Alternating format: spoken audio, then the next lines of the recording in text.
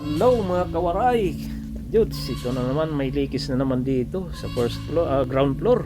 Yun, tingnan yung tubig, oh, basa palagi. Tingnan natin kung ano tayong gagawin natin dito. So ngayon gagawin natin, tanggalin na naman natin itong laboratory na to. Ito dito, may isang screw dito sa kabila, may isang screw. Ito, tanggalin natin. Alright, kawaray, umpisa na natin, tanggalin na yung ano. Okay na.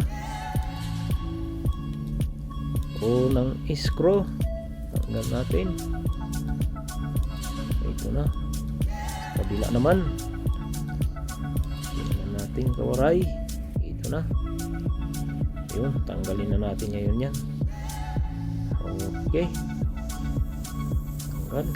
Linis dan sa taas para iwas disgrasya kung ano mahulog doon sa labas, sa baba. Na, ito na. Isan na natin pagtanggal para tayong babalsin ng riguno nito. Ito pala ang ano, leakage. So, yung drain niya nabalik na, wala na. Putpun na sa ilalim. Tayo naman sa Mustauda. Kuha tayo ng pamalit ng ano, yung nasira doon sa ano. Hindi pala yung leakage na yun, hindi pala sa flexible hose, doon pala talaga sa may drain, sa flexible hose ng drain. Yun ang ano, hanap tayo nito ng pampalit sa Mustauda ko.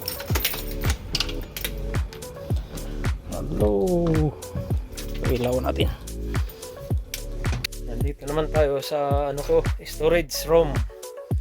Magulo lang. Ito ipapakita ko yung papalit natin na flexible hose para sa drain ng laboratory.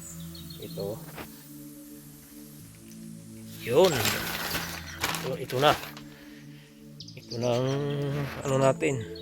Palit doon. Ito. Ito. Tika muna, buksan natin para maklaro. Ito na, nabuksan ko na. Ito na. Flexible hose to. Kasi yung mga drain talaga dito sa ano, simula nung pagdating ko, talaga puro ganito. Flexible hose ang nilalagay nila sa mga ano, laboratory drain. Hindi tubo. Hindi katulad sa atin na tubo talaga. PVC pipe na didos. So mayroon din ano, pang tubo talaga. Ito flexible hose ang ano nila. Ito ano, gasket. Tapos ito yung ano, yung doon nasira, ito ang ano, kinalawang to. Chrome lang kasi ito eh. Naging ano siyan, parang naging abo. Kinalawang. Kaya yun, ito naputol. Ngayon palitan natin buo ito. Okay. Kita na lahat. Pamalit na tayo. Let's go. Kawaray, let's go para matapos na tayo ngayon.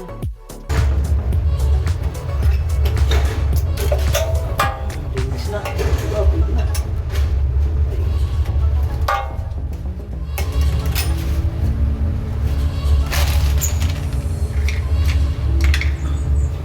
Hirapan.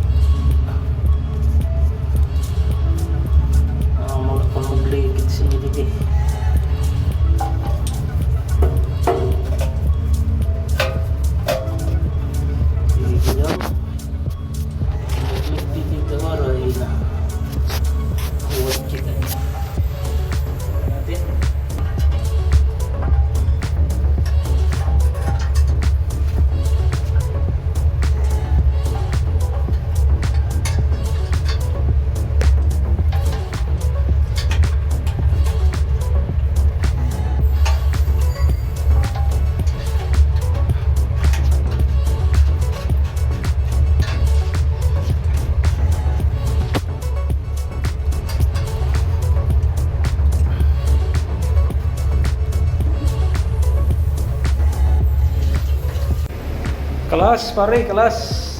Ito na, nailagay na. Hindi ko na pinakita. Tapos na. Wala ng leakage. Thank you.